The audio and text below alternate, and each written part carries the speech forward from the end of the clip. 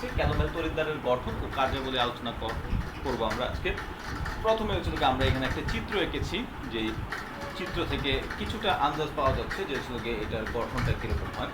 আমরা যখন এর আগে যখন গত ক্লাসে তোমার গিয়ে তোমার প্রমাণ হাইড্রোজেন তড়িৎদ্বার সম্বন্ধে আলোচনা করেছিলাম, তখন কিন্তু আমরা একটা জিনিস তোমার ক্লিয়ারলি বলে নিয়েছিলাম যে গিয়ে প্রমাণ হাইড্রোজেন তড়িৎদ্বার বা এই ধরনের যে ইলেকট্রোডগুলো, এই ইলেকট্রোডগুলো গিয়ে ওই অ্যানোড বা ক্যাথোড ওই টাইপের একটা সিঙ্গেল ইলেকট্রোড, অর্থাৎ এটা দিয়ে কিন্তু কোষ হয় না।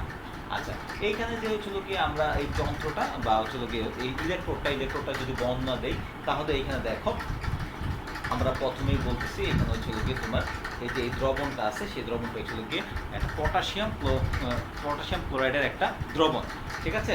তারপরে এইখানে আছে গিয়ে মার্কুরি ক্লোরাইডের গিয়ে তোমার পেস্ট, এই যে এই অঞ্চলটা এটা। আর নিচের যে অঞ্চলটা ব্ল্যাক অঞ্চলটা এটা গিয়ে মার্কারি। আর এখান দিয়ে আমরা একটা ইউ আকৃতির নলের মতো উল্টা ইউ আকৃতির নল দেখিয়েছি, এটা গিয়ে লবণ সেতু। লবণ সেতুটা কী জন্য? এটা গিয়ে তোমার হবে, এটা গিয়ে তোমার আরেকটা কোষের সাথে তো আমাদের কানেক্ট করতে, আরেকটা ইলেকট্রোডের সাথে গিয়ে কানেক্ট করতে হবে। আরেকটা ইলেকট্রোডের সাথে কানেক্ট করতে গেলে অবশ্যই গিয়ে একটা লবণ সেতু লাগবে। আরেকটা ইলেকট্রোডের সাথে যখন কানেক্ট হবে তখন গিয়ে সেটা গিয়ে একটা পরিপূর্ণ কোষ হবে। আর ফাইনালি গিয়ে এখানে দেখো আরেকটা লম্বা তোমার গিয়ে পাতের মতো দেখা যাচ্ছে, এখান থেকে তার বের হয়েছে। তার মানে ওই যে অ্যানোড আর ক্যাথোডের সংযোগ যে দেয়, সেটা গিয়ে এটা গিয়ে এদিক থেকে একটা সংযোগ, যেটার মাধ্যমে আমরা বর্তনীটাকে কমপ্লিট করবো। তো আমরা গিয়ে প্রথমে যদি বলি যে ক্যালোমেল তড়িৎদ্বার বা ক্যালোমেল ইলেকট্রোড, এটা কী ধরনের ইলেকট্রোড? এটা গিয়ে একটা সেকেন্ডারি স্ট্যান্ডার্ড। আমরা গিয়ে জানি তো গিয়ে তোমার আমরা এর আগে যখন বিকারক বা এই টাইপের কোনো কিছু করছিলাম, তখন আমরা বলছিলাম যে গিয়ে স্ট্যান্ডার্ড দুই ধরনের, একটা হচ্ছে প্রাইমারি স্ট্যান্ডার্ড আর একটা গিয়ে সেকেন্ডারি স্ট্যান্ডার্ড। প্রাইমারি স্ট্যান্ডার্ডের ক্ষেত্রে আমরা বলছি যে পরিবর্তন হয় না, আর সেকেন্ডারি স্ট্যান্ডার্ডের ক্ষেত্রে বলছিলাম পরিবর্তন হতে পারে। তো এইখানে গিয়ে এইখানে এগুলাকে আমরা প্রমাণ তড়িৎদ্বার, ক্যালোমেল তড়িৎদ্বারকে আমরা প্রমাণ তড়িৎদ্বার হিসেবে ব্যবহার করতে পারি, কিন্তু এটা সেকেন্ডারি। আমরা প্রমাণ হাইড্রোজেন তড়িৎদ্বারের ক্ষেত্রে যেমন আমরা ধরছিলাম বিভব 0, প্রমাণ হাইড্রোজেন তড়িৎদ্বারের ক্ষেত্রে আমরা ধরেছিলাম বিভব 0, কিন্তু এক্ষেত্রে কিন্তু তোমার ক্যালোমেল ইলেকট্রোডের বিভব কিন্তু 0 হবে না। ক্যালোমেল ইলেকট্রোডের বিভব 0 হবে না, কিন্তু এটাকে আমরা প্রমাণ তড়িৎদ্বার হিসেবে কিভাবে ব্যবহার করব? আমরা গত ক্লাসে আমরা দেখিয়েছিলাম যে প্রমাণ হাইড্রোজেন তড়িৎদ্বারের বিভব দেখেছিলাম না, আমরা বলছিলাম যে প্রমাণ হাইড্রোজেন তড়িৎদ্বারের বিভব 0। এখন যদি এক সাইডে প্রমাণ হাইড্রোজেন তড়িৎদ্বার ইউজ করি, আরেক সাইডে গিয়ে তোমার গিয়ে এইখান থেকে ইউজ করলাম প্রমাণ হাইড্রোজেন তড়িৎদ্বার, আর এদিক দিয়ে গিয়ে ইউজ করলাম গিয়ে আমাদের ক্যালোমেল তড়িৎদ্বার। এই দুটাকে যুক্ত করলাম একটা কোষের মাধ্যমে। তো যুক্ত করলে আমরা তো এইটার ক্ষেত্রে বিভব পার্থক্য জানি 0, ঠিক আছে। আর এটাটা আমরা জানি না, ধরে নিলাম। তো এইখানে যদি বিভব পার্থক্য 1.5 দেয়, বিভব পার্থক্য 1 মানে এই ব্যাটারির দুই প্রান্তের বিভব পার্থক্য, সেটা আমরা সহজেই মেপে নিতে পারি। মাপলে যদি 1.5 দেয়, আর এখানে এইটার জন্য 0, তাহলে টোটাল দেখাতো, তাহলে এখানে বিভব পার্থক্য যা আছে সেটা কি ক্যালোমেল তড়িৎদ্বারের। সো আমরা আরেকটা এখানে বলা হচ্ছে যে প্রমাণ হাইড্রোজেন তড়িৎদ্বার এর মাধ্যমে আমরা ক্যালোমেল তড়িৎদ্বারের বিভব নির্ণয় করে ফেলতে পারি। আচ্ছা, এখন যদি এটার বিভব নির্ণয় করে ফেলি, তার মানে কি এটার বিভব আমরা জানি। এখন এটার বিভব জানলে তখন পরবর্তীতে এটাকে আবার স্ট্যান্ডার্ড হিসেবে অন্য জায়গায় আমরা ইউজ করতে পারবো। আমরা তড়িৎদ্বারগুলোকে যে ইউজ করি, তড়িৎদ্বারগুলোকে ইউজ করি কিভাবে? যে জানা বিভব, যাদের বিভব জানা তাদেরকে আমরা নর্মালি ইউজ করি। তো এইখানে আমরা যেটা দেখতেছি যে প্রমাণ হাইড্রোজেন তড়িৎদ্বার তো আমরা বিভিন্ন জায়গায় ইউজ করতেই পারি। অনুরূপভাবে আমরা ক্যালোমেল তড়িৎদ্বারের ক্ষেত্রে, ক্যালোমেল তড়িৎদ্বারের কিন্তু গিয়ে তোমার আমরা বিভব এইখানকার তোমার গিয়ে ইএমএফ কত বা বিভব কত সেটা কিন্তু আমরা প্রথমে জানি না। কিন্তু আমরা যদি গিয়ে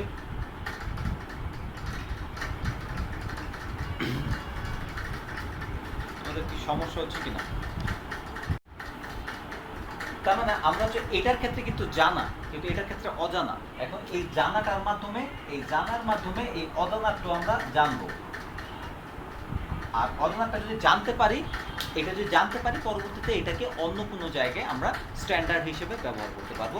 এভাবেই এই জন্য এটাকে বলা হয়েছে প্রাইমারি স্ট্যান্ডার্ড, আর এটাকে বলা হয়েছিল গিয়ে সেকেন্ডারি স্ট্যান্ডার্ড। প্রাইমারি স্ট্যান্ডার্ড যেটা গিয়ে আগে থেকেই জানা থাকে এবং এটার মানটা পরিবর্তন হচ্ছে না।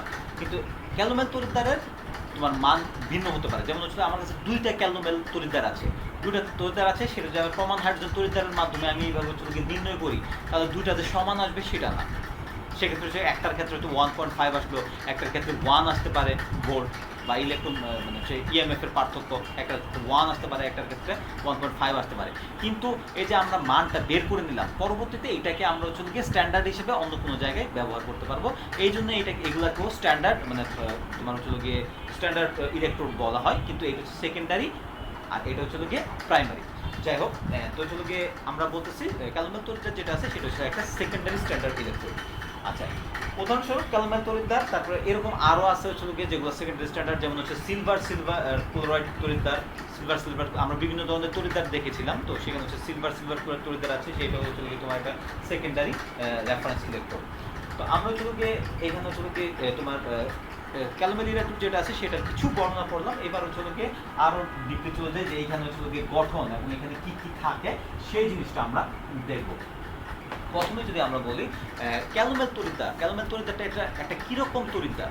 অবশ্যই এটা হচ্ছে গিয়ে একটা তোমার অ্যানায়ন তড়িৎদ্বার বলতে আমরা বোঝাচ্ছি যে হচ্ছে গিয়ে অ্যানোড হিসেবে এটাকে আমরা বিভিন্ন জায়গায় ব্যবহার করব।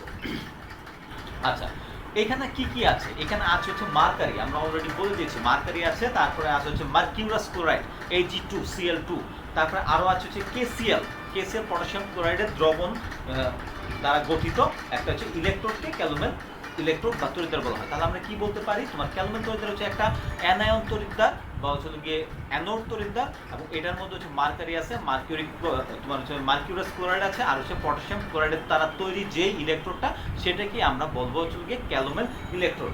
আর মার্কারির সংস্পর্শে এখানে হচ্ছে কি থাকে দেখো, নিচে আছে হচ্ছে মার্কারির সংস্পর্শে আছে হচ্ছে গিয়ে তোমার হচ্ছে মার্কিউরাস ক্লোরাইডের একটা পেস্ট মার্কারির সংস্পর্শে, ঠিক আছে?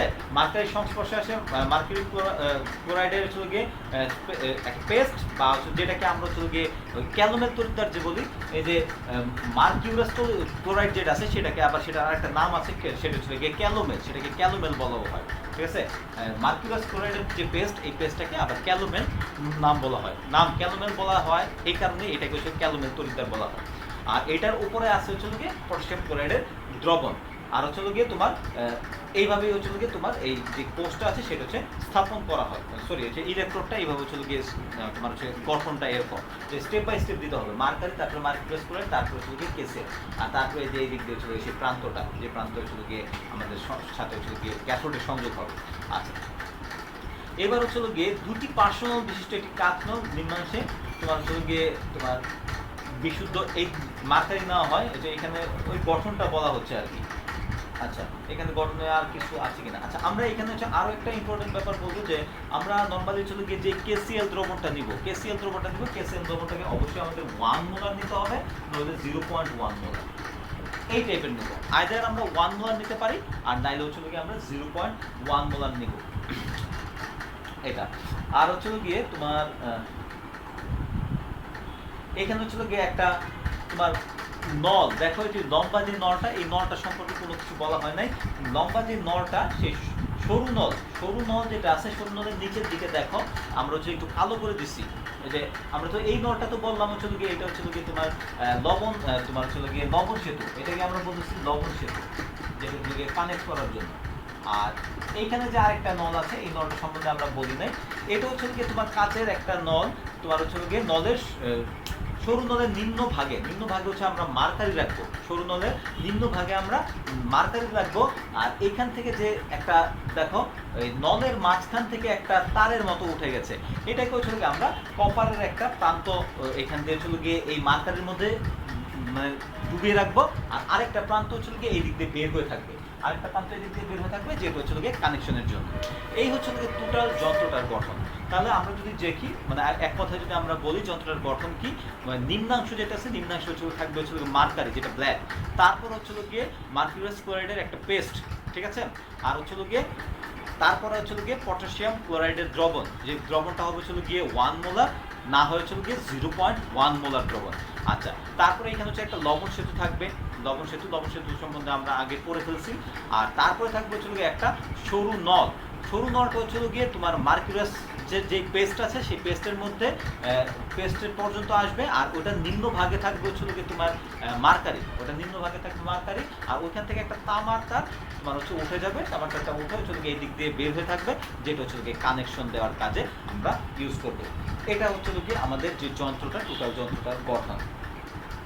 এইবার হচ্ছে গিয়ে আমরা কোষে কি বিক্রিয়া হচ্ছে সেই বিক্রিয়াগুলোতে যাব। আমরা হচ্ছে গিয়ে ক্যালোমেল তড়িৎদ্বারটা কি সেটা আমরা পড়লাম, তারপর হচ্ছে ক্যালোমেল তড়িৎদ্বারের গঠনটা কীরকম সেটা হচ্ছে গিয়ে আমরা এখানে দেখলাম। এবার হচ্ছে গিয়ে এখানে কি বিক্রিয়া হচ্ছে সেই বিক্রিয়ায় যাই আমরা। আচ্ছা, যদি ইলেকট্রোডটি, এখানে আমরা বলছি যে আমরা তো বলছি আগে যে ইলেকট্রোডটা হচ্ছে কি অ্যানোড হিসেবে কাজ করে, তাহলে যদি ইলেকট্রোডটি অ্যানোড হিসেবে কাজ করে তবে এটি দ্রবণে তোমার হচ্ছে গিয়ে এই ধরনের আয়ন দিবে, Ag2+, এই দ্রবণ হচ্ছে এই ধরনের আয়ন দেয়, তখন ইলেকট্রন নির্গত হয়। এটা যদি অ্যানোড হিসেবে কাজ করে, তাহলে অ্যানোড হিসেবে কাজ করলে এটা তোমরা জানোই, যেখানে অ্যানোড কি হিসেবে কাজ করে, অ্যানোড হচ্ছে গিয়ে তোমার জারণ ঘটে, অ্যানোডে যদি জারণ ঘটে তাহলে সেখানে হচ্ছে গিয়ে ইলেকট্রন ত্যাগ হবে, জারণ ঘটবে, তার মানে হচ্ছে গিয়ে এখানে ইলেকট্রন ত্যাগ হবে, সেটা তোমরা জানো। তো ইলেকট্রন ত্যাগ হলে এখানে হচ্ছে এই ধরনের আয়ন দিবে, ঠিক আছে। আবার হচ্ছে গিয়ে তোমার বলছে যে এই যে Ag2+ যে আয়নগুলো আছে, Ag2+ যে আয়নগুলো আছে, আয়নগুলো দ্রবণে বিদ্যমান, দ্রবণের মধ্যে বিদ্যমান কিন্তু ক্লোরাইড আয়ন আছে, দ্রবণে দেখো ক্লোরাইড আয়ন আছে। ক্লোরাইড আয়নটা কোন জায়গা থেকে আসছে সেটা তোমাদের প্রশ্ন থাকতে পারে, এটা অ্যান্সার জানাটা খুব টাফ কিছু না। এখানে হচ্ছে গিয়ে দ্রবণ আছে KCl, পটাশিয়াম ক্লোরাইড দ্রবণ, সেই দ্রবণ থেকে ক্লোরাইড আয়ন আসবে, ঠিক আছে। এই যে দ্রবণে হচ্ছে ক্যালোমেল ইলেকট্রোডে যে হচ্ছে এই যে তোমার এই যে ইলেকট্রন ত্যাগ করে মার্কারি যে আয়ন হবে, সেই মার্কারির যে আয়নটা আছে সেটা হচ্ছে ক্লোরাইড আয়নের সাথে তোমার হচ্ছে গিয়ে আবার যুক্ত হয়ে যায়। ক্লোরাইড আয়নের সাথে যদি যুক্ত হয় তখন হচ্ছে গিয়ে এরা যুক্ত হয়ে এই Ag2Cl2 এরকম হিসেবে পদক্ষেপ করে যায়।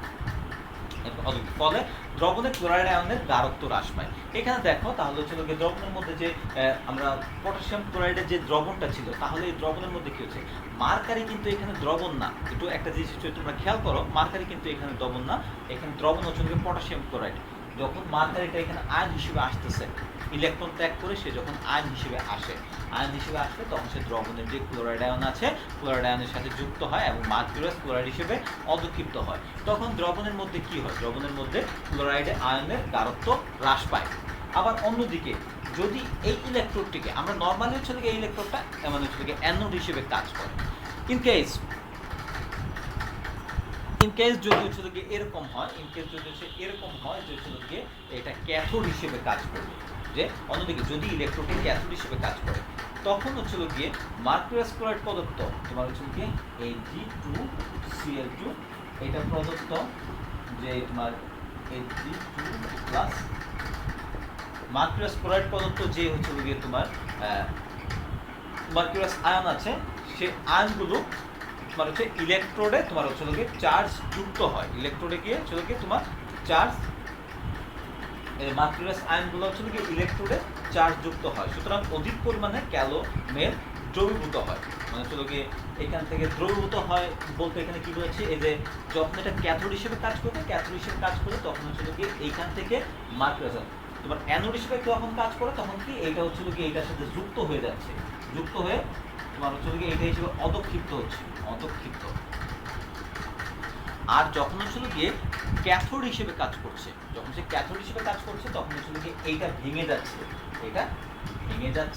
ভেঙে গিয়ে এই আয়নটা দিচ্ছে দ্রবণে এই আয়ন দিচ্ছে, ফলে হচ্ছে গিয়ে মার্কিউরাস ক্লোরাইড যেটা আছে সেটা দ্রবণে আরো বেশি পরিমাণে দ্রবীভূত হয়ে যাচ্ছে। এটা হচ্ছে গিয়ে অ্যানোড অবস্থায় সে কি করবে, ক্যাথোড অবস্থায় কি করবে, এই দুইটা কন্ডিশন।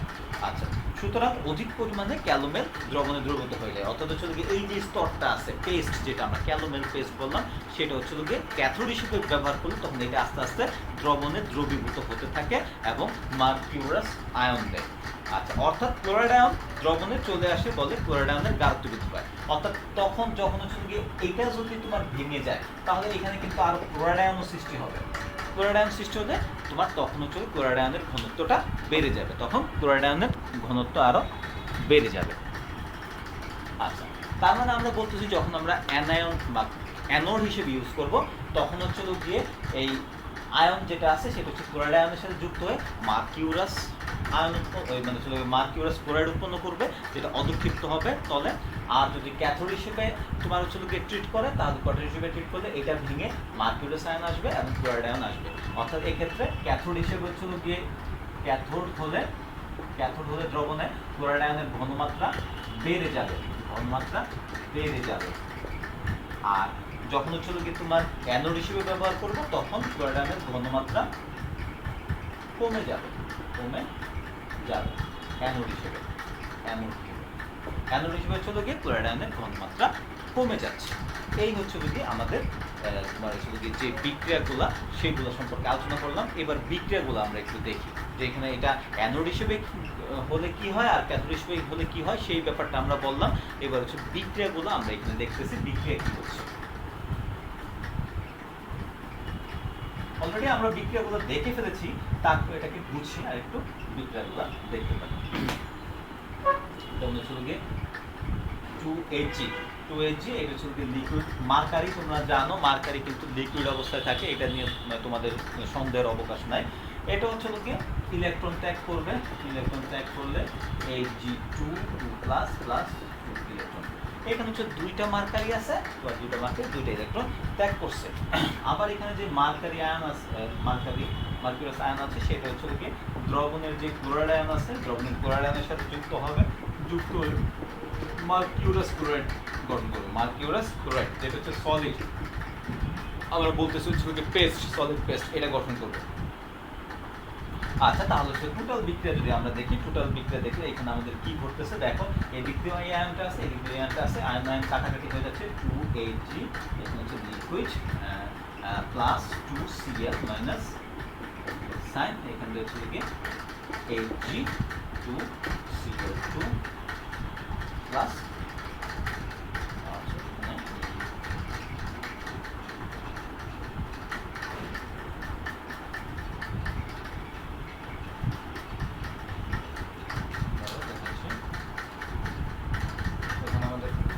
প্লাস হচ্ছে গিয়ে দুইটা ইলেকট্রন থাকতেছে, এতটুকু হচ্ছে। এইবার হচ্ছে গিয়ে আমরা যদি হচ্ছে গিয়ে কি করে দেখি,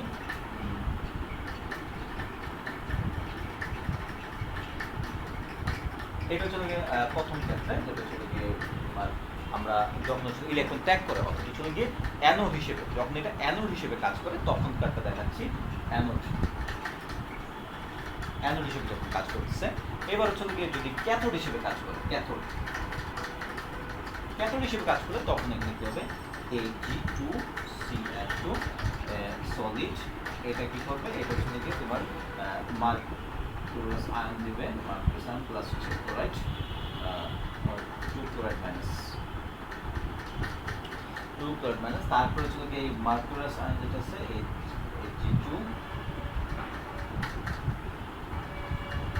প্লাস, সে হচ্ছে গিয়ে আবার ইলেকট্রন গ্রহণ করবে, দুটো ইলেকট্রন গ্রহণ করে সে হচ্ছে গিয়ে ধাতু হয়ে যাবে 2H,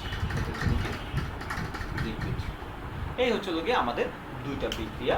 এরকম হচ্ছে গিয়ে অ্যানোড আর ক্যাথোড হিসেবে বিক্রিয়া করলে তোমার কি হয় সেই বিক্রিয়াটা আমরা দেখিয়ে দিলাম এখানে। তো এইবার হচ্ছে গিয়ে এখানে আরেকটু ব্যাপার আছে, যে ব্যাপারগুলো একটু আলোচনা করবো। এখানে হচ্ছে দুইটা বিক্রিয়া দেখালাম। এবার আমরা হচ্ছে গিয়ে ক্যালোমেল যে তড়িৎদ্বার আছে, ক্যালোমেল তড়িৎদ্বারে তোমার হচ্ছে গিয়ে কোনটার ক্ষেত্রে তোমার হচ্ছে কার ঘনমাত্রা মানে তোমার বিভব পার্থক্য কি হয় সেটা আমরা একটু দেখি। আচ্ছা, আমরা এতক্ষণ ধরে পড়েছি, আমরা হচ্ছে ক্যালোমেল তড়িৎদ্বারটাকে আমরা কিভাবে লিখবো সেটাই আমরা লিখি নাই, এটা আমরা একটু দেখে দেখাই। দেখো, ক্যালোমেল তড়িৎদ্বারটাকে লিখতে হবে Ag2Cl2, এটা হচ্ছে সলিড, আর তারপর হচ্ছে গিয়ে KCl দ্রবণ। এরকম ভাবে হচ্ছে কি আমরা তোমার ক্যালোমেল তড়িৎদ্বারটাকে আমাদের লিখতে হয়। প্রমাণ হাইড্রোজেন তড়িৎদ্বারটা যেরকম ভাবে লিখছিলাম এরকম ভাবে আমরা হচ্ছে গিয়ে ক্যালোমেল ইলেকট্রনটা দেখবো। এটার ক্ষেত্রে এবার হচ্ছে গিয়ে বিভব কোনটা কত সেটা আমরা একটু দেখাই দেই। তো হচ্ছে গিয়ে যদি এখানে আমরা দ্রবণ ইউজ করি হচ্ছে গিয়ে 0.1 মোলার হচ্ছে গিয়ে KCl ইউজ করি, তাহলে এখানে হচ্ছে গিয়ে তোমার ইনট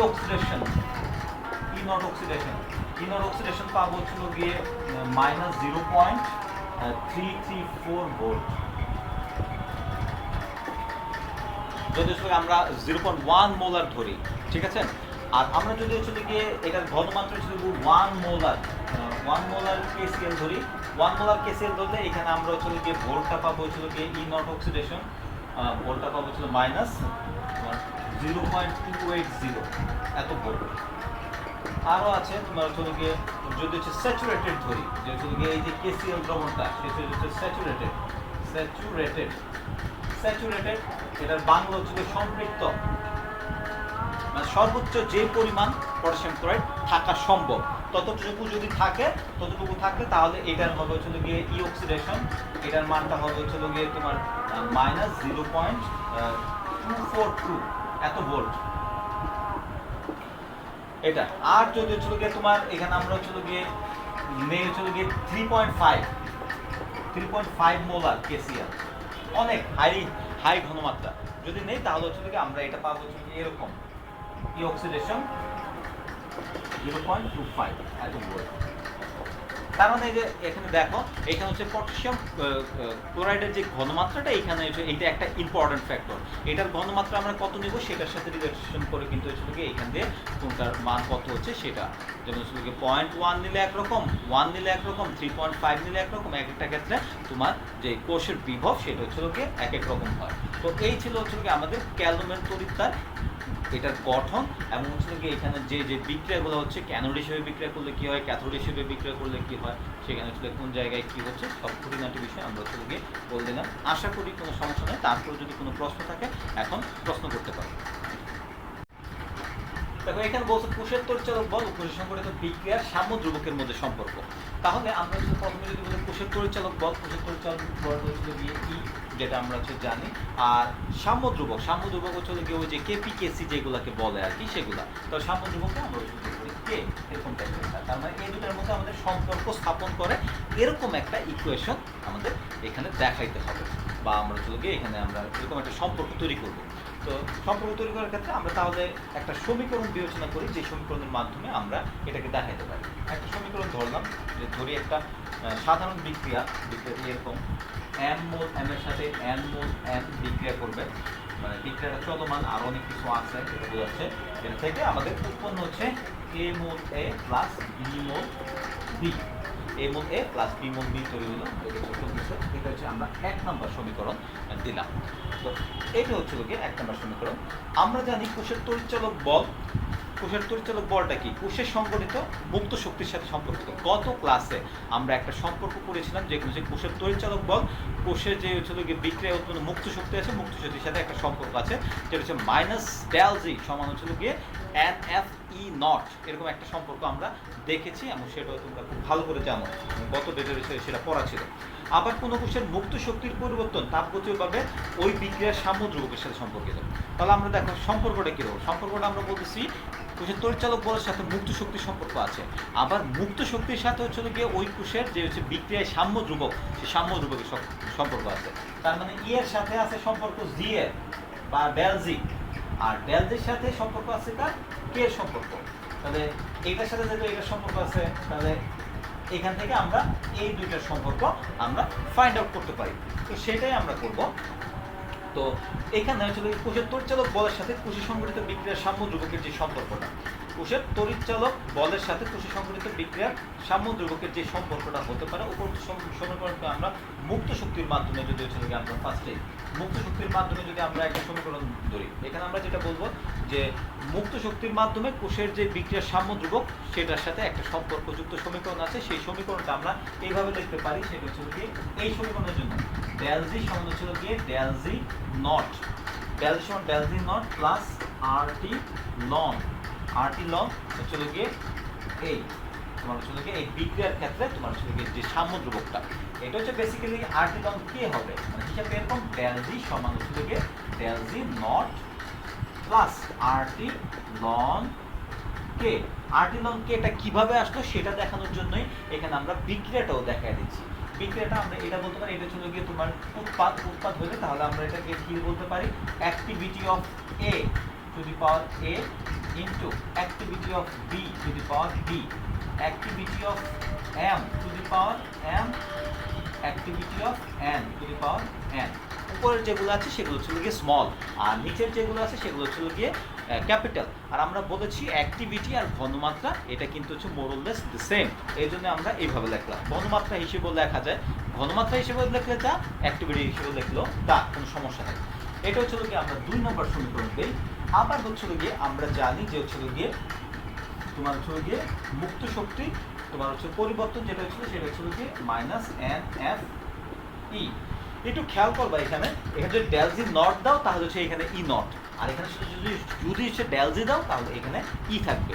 সো এই জিনিসটা সবসময় খেয়াল রাখবা, এইখানে যদি নট না দাও এইখানে ই এর মাথায় নট দিবা না। আর যখন হচ্ছে এইটা স্ট্যান্ডার্ড তখন ই স্ট্যান্ডার্ড, এটা স্ট্যান্ডার্ড না হলে ই স্ট্যান্ডার্ড হবে না। এটাকে আমরা দিলাম হচ্ছে 3 নম্বর সমীকরণ। তাহলে এই সমীকরণগুলো আমরা পেয়ে গেলাম। তাহলে এই যে 2 নম্বর সমীকরণ, 2 নম্বর সমীকরণে আমরা তোমার ডেল জির জায়গায় আমরা মাইনাস এন এফ ই লিখে ফেলতে পারি। মাইনাস এন এফ ই আমরা লিখে ফেলি, মাইনাস এন এফ ই সমান হচ্ছিল গিয়ে minus N F E not. খেয়াল করো আমরা ডেল জির জায়গায় এন এফ ই লিখছি, আবার হচ্ছে ডেল জি নট যখন হয়েছে তখন হচ্ছে এন এফ ই নট, যেটা আমরা একটু আগে বললাম। আর সাথে হচ্ছে কি আমাদের এগুলো তো আছে প্লাস আর টি লন আমাদের হচ্ছে কি এইটা a a to the power a a b to the power b a m to the power small m a n to the power small m. এই পর্যন্ত আমরা লিখব। এইটাকে আমরা দিলাম হচ্ছে কি 4 নম্বর সমীকরণ। সমীকরণ 4 হলো কোনো অভিমুখী কোষের তড়িৎচালক বলের সমীকরণ। সমীকরণ 4 যেটা আছে সেটা হচ্ছে কোনো তোমার হচ্ছে গিয়ে এটাকে আমরা 4 এখন দেবো না, একটু কাটাকাটি করে দিই, কাটাকাটি করে তারপর 4 আনবো। এই এনএফ দিয়ে আমরা সব জায়গায় ভাগ করে দিচ্ছি, এনএফ দিয়ে যদি ভাগ করে দিই, এনএফ দিয়ে ভাগ করে দিলে এদিকে থাকবে হচ্ছে গিয়ে দেখো মাইনাস এনএফ দিয়ে ভাগ করে দিই, মাইনাস এনএফ, মাইনাস এনএফ দিয়ে ভাগ করলে এদিকে মাইনাস এনএফ, এদিকে মাইনাস এনএফ, এদিকে মাইনাস এনএফ ভাগ করে দিতে পারি। মাইনাস এনএফ দিয়ে ভাগ করলে তাহলে আমাদের কি হচ্ছে এদিক দিয়ে হচ্ছে গিয়ে এতটুকু কাটা চলে যায়, মাইনাস এনএফ কাটা, এদিক দিয়েও মাইনাস এনএফ কাটা, আর এদিক দিয়ে হচ্ছে মাইনাস এনএফ আছে, তাহলে সামনে এখানে হচ্ছে গিয়ে আমরা মাইনাস লিখে ফেলি, এখানে মাইনাস এর মাইনাস লিখে ফেলি, আর যা আছে সব ঠিক থাকবে। ই সমান হচ্ছে গিয়ে E naught R T by nF ln এটা, যেটাকে আমরা সমীকরণ দিব হচ্ছে গিয়ে 4 নাম্বার সমীকরণ। 4 নাম্বার যে সমীকরণটা এটাই কিন্তু হচ্ছে গিয়ে তোমার কোষের তড়িৎচালক বলের সমীকরণ, যেটাকে আমরা নানস্টেড ইকুয়েশন হিসেবেও জানি। এবার হচ্ছে যদি কোষে সংঘটিত বিক্রিয়ায় সকল বিক্রিয়ক এবং উৎপাদ প্রমাণ অবস্থায় থাকে, যদি হচ্ছে কোষের যে বিক্রিয়া হচ্ছে বিক্রিয়ার সময় যদি হচ্ছিল সকল বিক্রিয়ক এবং উৎপাদ যদি হচ্ছিল গিয়ে প্রমাণ অবস্থায় থাকে, প্রমাণ অবস্থায় থাকলে মানে হচ্ছে উৎপাদ আর বিক্রিয়কের ঘনমাত্রা এটা যদি প্রমাণ অবস্থায় থাকে, প্রমাণ অবস্থায় থাকলে তখন ই হয়ে যাবে হচ্ছিল গিয়ে ই নট। প্রমাণ অবস্থায় থাকলে ই হয়ে যাবে ই নট। আর যদি কোষের যে হচ্ছিল বিক্রিয়ায় যে বিক্রিয়ক আর উৎপাদ উৎপন্ন হচ্ছে তাদের ঘনমাত্রা যদি হচ্ছিল গিয়ে প্রমাণ অবস্থায় না থাকে, প্রমাণ অবস্থায় না থাকলে তখন কিন্তু ই নট হবে না, ই থাকবে। ঠিক আছে? তো হচ্ছিল গিয়ে তার মানে আমরা বলতেছি যে ই নটকে হচ্ছে গিয়ে ই নটকে হচ্ছে প্রমাণ তড়িৎচালক বল বলা হয়, আর ই হচ্ছে গিয়ে তড়িৎচালক বল। ই নট হচ্ছে প্রমাণ তড়িৎচালক বল, ই হচ্ছে গিয়ে প্রমাণ তড়িৎ বল। তার মানে আমরা হচ্ছে বলতেছি যে কোনো নির্দিষ্ট তাপমাত্রা একটা কোষের জন্য এগুলো হচ্ছে ধ্রুবক। ই নটটা হচ্ছে গিয়ে একটা নির্দিষ্ট তাপমাত্রা একটা কোষের জন্য ধ্রুবক থাকে। যদি সেটা তাই হয় তাহলে হচ্ছে গিয়ে আমরা তো তাহলে আমরা কি বলতে পারি, আমরা একটু সামনের দিকে আগাই।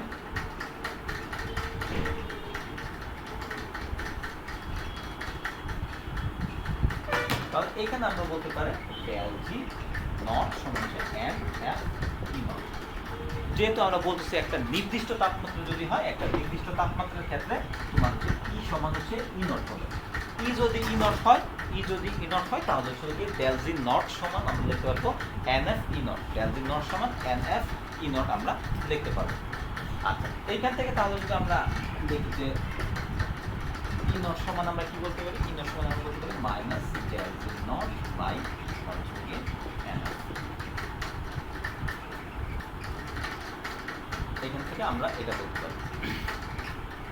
সেক্ষেত্রে তোমার হচ্ছে গিয়ে আমরা জানি হচ্ছে গিয়ে ডেল জি নট, আবার আমরা জানি ডেল জি নট যেটা আছে, ডেল জি নট সমান আমরা শুধু লিখতে পারি minus R T ln K. Del G naught আমার হচ্ছে একটা সমীকরণ আছে সমান হচ্ছে minus R T ln K, R T ln K বলতে পারি। সেক্ষেত্রে এইখানে রয়েছে কি ডেল জি নট, সেই ডেল জি নটের জায়গায় যদি এসে আমরা আর টি লন কে বসাই দিই minus R T ln K by N F, এটা বসাই দিলাম।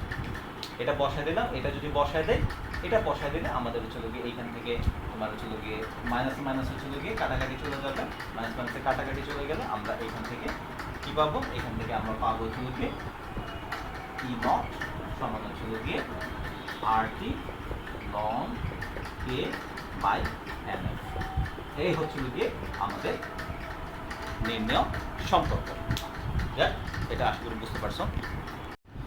এখানে আমাদের তাহলে আসলে কথাটা কিন্তু হচ্ছে দেখো অনেকটাই ক্লিয়ার। ব্যাপারটা কীরকম, যে আমরা বলছি যে অনেক সময় হচ্ছে একটা নির্দিষ্ট ঘনমাত্রার দ্রবণে আমরা হচ্ছে ডিজলভ করতেছি, আবার অনেক সময় আমরা কি করতেছি, যে ভিন্ন ভিন্ন তোমার হচ্ছে মানে দ্রবণে আমরা ডিজলভ করতেছি, তোমার ডিজলভ না মানে হচ্ছে ডুবিয়ে রাখতেছি অ্যানোড এবং ক্যাথোডকে। কিন্তু যদি ঘটনাটা এরকম ঘটে, কোষ একটাই, ঠিক আছে, এরকম একটা কোষ একটাই, ঠিক আছে, এইখানে হচ্ছে গিয়ে একটা জায়গায় হচ্ছে গিয়ে এইদিকেও HCl আছে, এইদিকেও HCl আছে, ঠিক আছে, এইদিকে একটা ক্যাথোড আছে, এইদিকে একটা অ্যানোড, এইদিকে একটা ক্যাথোড। তো এইটার ঘনমাত্রা যদি হচ্ছে 1 মোলার হয়, এটার ঘনমাত্রা হলো 0.5 মোলার। তার মানে দেখো একই সেলের মধ্যে ভিন্ন ভিন্ন, এই দিক দিয়ে একটা দ্রবণ দিব, এই দিক দিয়ে একটা দ্রবণ দিব, তাহলে কিন্তু তারা কিন্তু ভিন্ন ঘনমাত্রার দ্রবণ দুইটার সংস্পর্শে আসতেছে। তো সংজ্ঞাটা কি? সংজ্ঞাটা বলছে যে গ্যালভানিক কোষে বা সেলে উচ্চতর ঘনমাত্রা হতে নিম্নতর ঘনমাত্রার দিকে, উচ্চতর ঘনমাত্রা থেকে নিম্নতর ঘনমাত্রার দিকে কোনো পদার্থের স্থানান্তরের জন্য বৈদ্যুতিক শক্তি যদি উৎপন্ন হয়, বৈদ্যুতিক শক্তি উৎপন্ন হলে সেই ধরনের তোমার হচ্ছে কোষকে আমরা বলবো হচ্ছে ঘনমাত্রা কোষ। সেই ধরনের কোষকে আমরা বলবো ঘনমাত্রা কোষ। যে ধরনের কোষে উচ্চ ঘনমাত্রার দ্রবণ থেকে নিম্ন ঘনমাত্রার দ্রবণের দিকে পদার্থ স্থানান্তরের জন্য যে তোমার হচ্ছে যদি বৈদ্যুতিক শক্তি উৎপন্ন হয়, তাহলে এই ধরনের কোষকে আমরা বলবো হচ্ছে ঘনমাত্রা কোষ। এই ধরনের কোষকে আমরা কি বলবো? আমরা বলবো ঘনমাত্রা কোষ। তো এই যে ঘনমাত্রা কোষ, সেই ঘনমাত্রা কোষ হচ্ছে আবার দুই ধরনের হতে পারে। তোমার হচ্ছে একটা তড়িৎদ্বার ঘনমাত্রা কোষ, আর হচ্ছে তড়িৎ বিশ্লেষ্য ঘনমাত্রা কোষ। সেখানে হচ্ছে বলা হয়, এটাকে যদি আমরা হচ্ছে আমরা যদি আরো ক্লিয়ারলি বলি বা ইংরেজিতে বলি, সেটাকে বলা হয় হচ্ছে ট্রান্সফারেন্স যুক্ত ঘনমাত্রা কোষ, ট্রান্সফারেন্স বিহীন ঘনমাত্রা কোষ। ট্রান্সফারেন্স যুক্ত এবং ট্রান্সফারেন্স বিহীন। তো এই জিনিসগুলাই হচ্ছে আসলে এগুলা কি এবং হচ্ছে এইগুলা কিভাবে কাজ করে, এবং ওই ট্রান্সফারেন্স যুক্ত এবং ট্রান্সফারেন্স বিহীন যে ঘনমাত্রা কোষ, এদের EMF কিভাবে আমরা ক্যালকুলেশন করব, এই সব যে জিনিসগুলো আছে সেই জিনিসগুলোই আমরা হচ্ছে সমীকরণের মাধ্যমে তোমাদেরকে দেখাবো। আমরা সমীকরণের মাধ্যমে দেখাবো। এবং এই দুইটা কোশ্চেন আছে এখানে, ট্রান্সফারেন্স যুক্ত এবং ট্রান্সফারেন্স বিহীন। তোমার এই দুইটা কোশ্চেন হচ্ছে তোমার এটা হচ্ছে অনেক বড় প্রশ্নটা এবং বোঝার অনেক কিছু আছে, সেই জন্য আজকের দিনে আমরা শুরু করলাম না, কারণ এক একটা প্রশ্ন পড়াতে আমাদের মোটামুটি প্রায় 20-25 মিনিট করে লেগে যাবে, ঠিক আছে। তো নেক্সট ডেটের জন্য হচ্ছে আমরা এই ঘনমাত্রাযুক্ত যে কোষ, সেই কোষটা আমরা নেক্সট ডেটের জন্য রাখলাম। তো আজকে পড়া এখানেই তোমার হচ্ছে আমরা শেষ করতেছি। এখন যদি তোমাদের কোনো প্রশ্ন থাকে তোমরা প্রশ্ন করতে